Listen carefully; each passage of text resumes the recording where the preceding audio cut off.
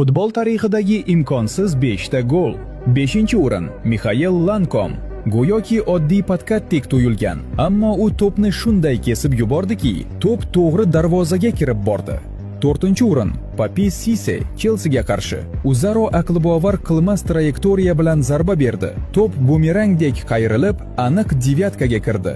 3-o'rin Roberto Carlos deyarli burchak bayroqchasidan jinnidek aylangan zarba bilan to'p devorni aylanib o'tib, uzoq burchakka kirib bordi. Chap oyoqning sehri.